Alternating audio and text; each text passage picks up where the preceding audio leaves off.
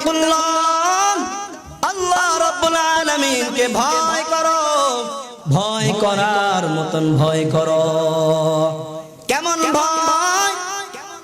যেই ভয় তোমাকে জাহান্নামের আগুন থেকে বাঁচায় রাখে, ওই ভয়। কেমন ভয়?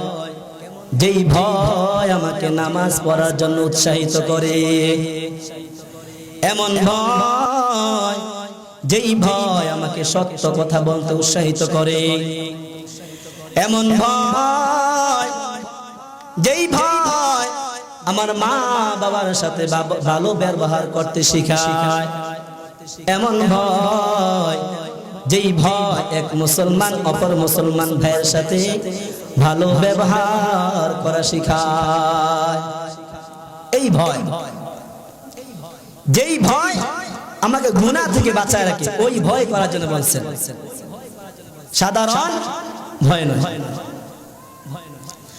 কোন ব্যক্তির ভিতরে যদি আল্লাহর ভয় থাকে, সে নামাজ ছাড়বে না, রোজা ছাড়বে না, মিথ্যা কথা বলবে না, মা বাবাকে কষ্ট দিবে না, হালাল হারাম কাজ করবে না, গুনার কাজ করবে না, মালে কম বেশি দিবে না, আরেকজনের খেতের আইন মাইরা খাইব না, নেতা প্রজার হক মাইনা খাবে না, জনগণের হক মারবে না, ইমাম সাহেব মুসল্লিদের প্রতি বিহেভ করবে না, মা বাবা সন্তানের প্রতি জুলুম করবে না, প্রিন্সিপাল মানুষের উপরে জুলুম করবে না, শিক্ষক ছাত্রের উপরে জুলুম করবে না।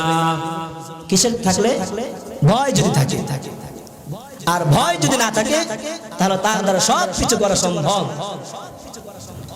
এই কথাটাই আল্লাহ রাব্বুল আলামিন বলতেছেন, ইয়া আইয়ুহাল্লাযীনা আমানুত্তাকুল্লাহ, ও ঈমানদারেরা আল্লাহ রাব্বুল আলামিনকে ভয় করো। কেমন ভয়? আমরা নবীদের কাছ থেকে শিখতে পাই, ওমরের কাছ থেকে শিখতে পাই।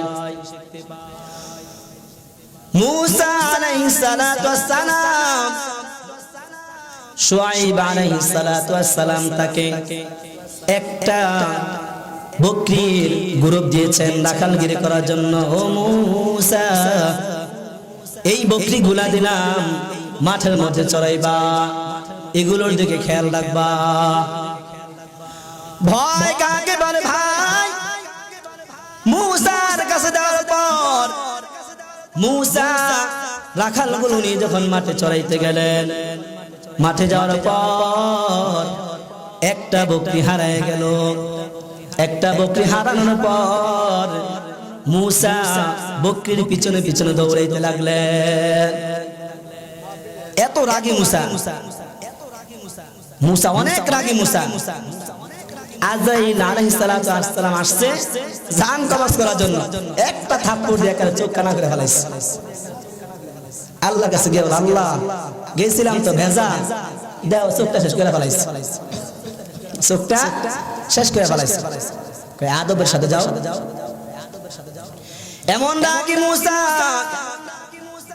সেই মূসা বকরির পিছনে পিছনে দৌড়াইতেছেন, সারাদিন দৌড়াইতেছেন। কারণ শুআইব আলাইহিস সালাতু ওয়াস সালামের কাছে কি জবাব দিবেন? তিনি লজ্জিত হয়ে গেলেন। ভয়, আল্লাহ তাআলার ভয়। দৌড়ে দৌড়াইয়া সন্ধ্যাবেলা যখন ছাগলটারে পাইলেন, মূসা এত রাগী মানুষ, এত রাগ তার দিলে থাকার পরও ছাগলটা পাওয়ার পর ছাগলটাকে ধইরা বলে, ও ছাগল, সারাদিন তো দৌড়াইলি, তুইও পেরেশানি হইলি, আমাকেও পেরেশানি করলি, তুইও পেরেশানি হইলি, আমাকেও পেরেশানি করলি।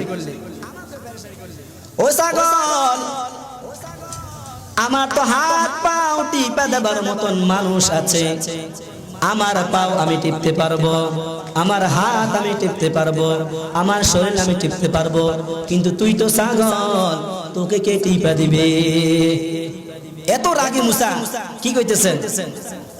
আমাকে তো দৌড়াইলি, তুইও দৌড়াইলি, আমাকে পেরেশানি করলি, তুই পেরেশানি হইলি, কিন্তু আমাকে তো টিপা দেওয়ার মতো মানুষ আছে, কিন্তু তোকে টিপা দিবে কে?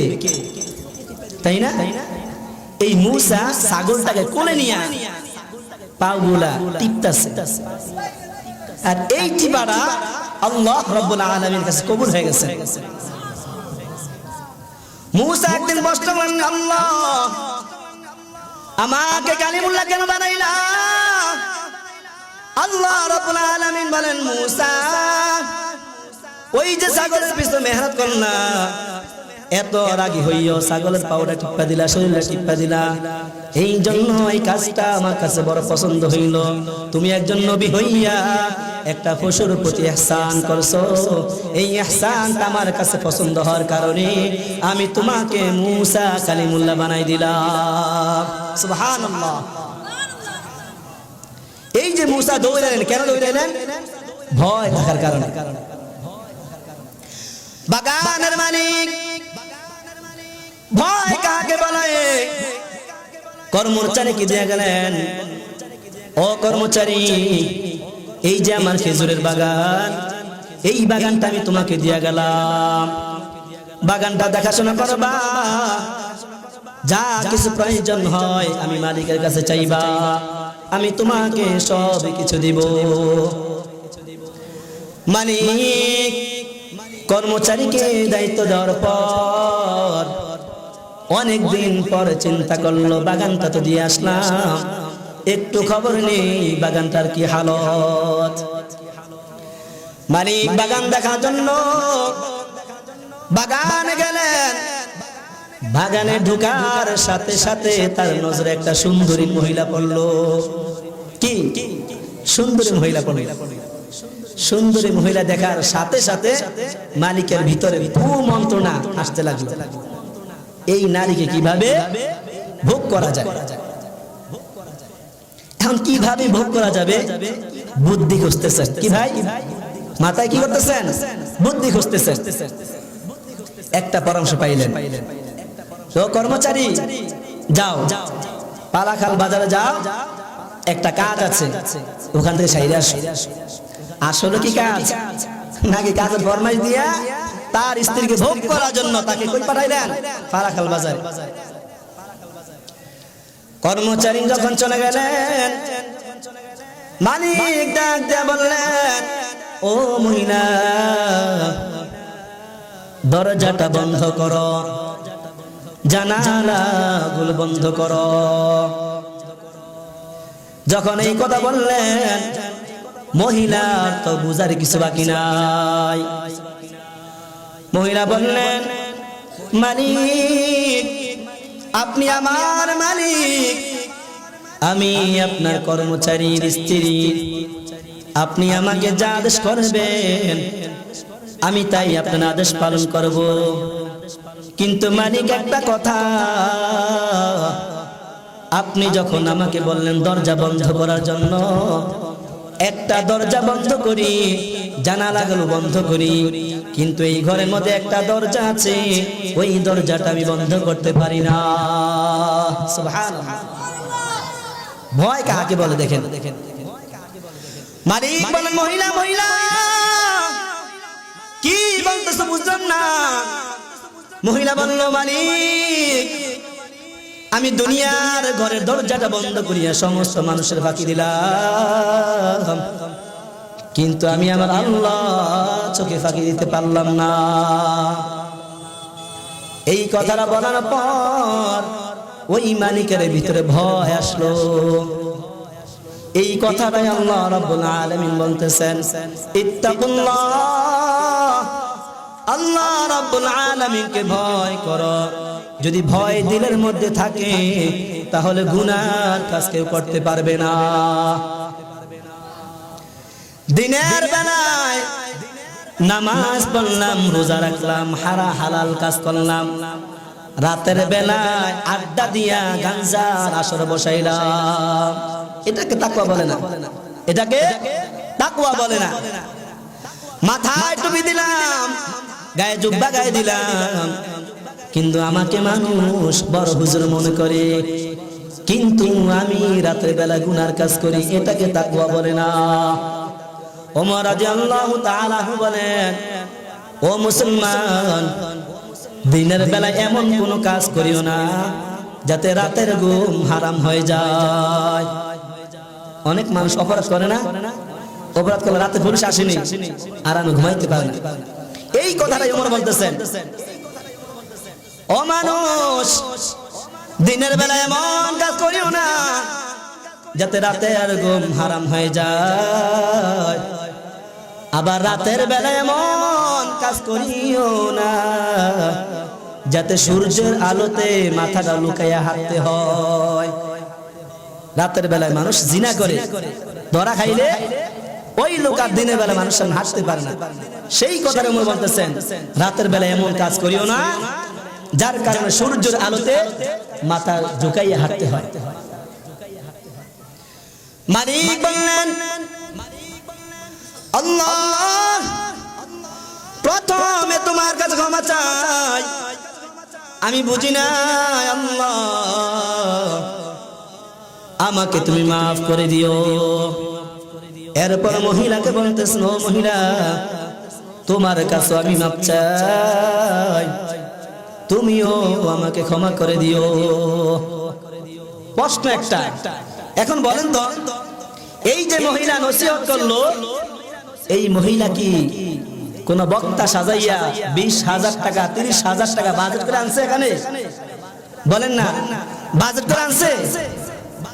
তাহলে বাজেট করার বক্তার বয়ান শোনাও নিষেধ, দাওয়াত দেওয়া নিষেধ। কারণ ও ভাই, যদি মুসলমান হন তাহলে উত্তর দিবেন। আপনি মাহফিল করতেছেন, মাহফিল শুনতেছেন কিসের জন্য ভাই? আল্লাহর জন্য। আমি নবীর ওয়ারিস, আমি দ্বীনের খেদমত করব, কার জন্য ভাই? আল্লাহর জন্য। আপনি আমাকে দাওয়াত দিবেন, আমি কেন বলবো 20,000 টাকা দিতে হবে? আমি কেন বলবো 50,000 টাকা দিতে হবে? আমি কেন বলবো 1 লাখ টাকা দিতে হবে? আল্লাহি তাল্লাহি বিল্লাহি 3 কসম দিয়ে বললাম, যারা টাকা দিয়ে বাজেট করে বয়ান করে ওরা জীবনে কোনোদিন নবীর ওয়ারিস হতে পারে না, কোনোদিন হতে পারে না নবীর ওয়ারিস। আমি দ্বীনের জন্য খেদমত করব, আল্লাহর জন্য। আমার বাজেট হতে পারে না, আমার বাজেট তো এক জায়গায়। কে দিবেন? আল্লাহ। সবাই বলতে হবে কে দিবেন? ভাই আল্লাহ দিবেন। কি আপনাকে ভয় করেন কাউকে? কাকে ভয় করতে হবে? আল্লাহকে ভয় করতে হবে। ঠিক এই কথাই বলতেছেন, ইত্তাকুল্লাহ, আল্লাহ রাব্বুল আলামিনকে ভয় করো।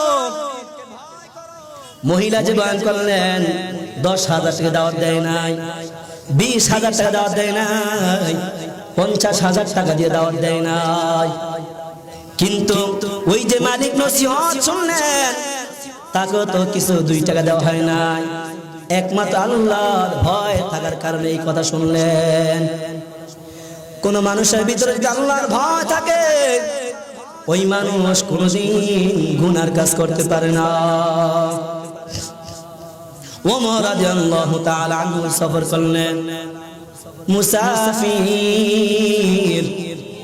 মরুভূমিতে গেলেন। যারা বাইরে গেছেন তারা জানেন মরুভূমিগুলো অনেক উত্তপ্ত আগুন, হাঁটতে পারা যায় না, অনেক তাপ। যখন ওমর প্রেসিডেন্ট, খলিফাতুল মুসলিমিন, আগে তো ইউটিউব ছিল না, অনলাইন ছিল না, ফেসবুক ছিল না, এক গ্রামের মন্ত্রীকে আরেক গ্রাম চিনত না, আরেক গ্রাম চিনত না। ওমর গ্রাম সফর করলেন, মরুভূমিতে গিয়া তৃষ্ণার্ত লেগেছে, পানির পিপাসা লেগেছে। কি লেগেছে ভাই? পানির পিপাসা লেগেছে। পানির পিপাসা লাগার পর তাকে দেখে একজন রাখাল আছে, রাখালকে বললেন, রাখাল ভাই আমি খুব তৃষ্ণার্ত, আমাকে একটু বকরির দুধ দাও, যদি একটু বকরির দুধ দাও আমি খাইয়া তৃষ্ণার্ত মিটাবো। রাখাল বললেন, মুসাফির ভাই এই ছাগলগুলো মালিকের আমানত, ছাগলগুলো কার আমানত? মালিকের আমানত। মালিকের অনুমতি ছাড়া আমি তোমাকে দিতে পারবো না। মুসাফির, কিন্তু ওই রাখালো মুসাফিরকে নবীর ওমরকে চেনেন না। ওমর যে বর্তমান যুগের কি এমপি মন্ত্রী, চেনেন না? ওমর বললেন, ও ভাই, একটা ছাগল আমার কাছে বিক্রি করো, তোমারও লাভ হবে আমারও লাভ হবে। যদি তোমার মালিক জিজ্ঞাসা করে, রাখাল ভাই তোমার ছাগল কোথায়? বলবা বাঘে খেয়ে ফেলেছে। তখন মালিকের কাছে জবাব দিবা। কিন্তু মুসাফির বলেন, ওই রাখাল ভাই বলেন, মুসাফির আমি যদি বলি আমার মালিক একটা না দুইটা নয় সবগুলো ছাগল যদি বাঘে খেয়ে ফেলেছে, তারপর আমার মালিক আমার কথা শুনবে। কিন্তু দুনিয়ার মালিক আমি ধোঁকা দিতে পারবো, কিন্তু আমার আসল মালিক আল্লাহ, তাকে আমি ধোঁকা দিতে পারবো না। দুনিয়ার মালিককে ধোঁকা দিতে পারবো, কাল হাসরের ময়দানে আমি কি জবাব দিব? ওই মালিক যদি জিজ্ঞাসা করে, রাখাল দুনিয়ার মালিককে ধোঁকা দিয়া রাখাল গুলো বিক্রি করে দিলা, কিন্তু আমি মালিকের কাছে বলো রাখাল কইরা ছাগল গুলো কোথায় বিক্রি করলা? এটাকে বলা হয় ভয়, তাকওয়া। আল্লাহ রাব্বুল আলামিন আমাদের সবাইকে যেই কথাগুলো বলেছি ওই কথার উপর আমল করবার তৌফিক দান করুক। সবাই বলি আমিন।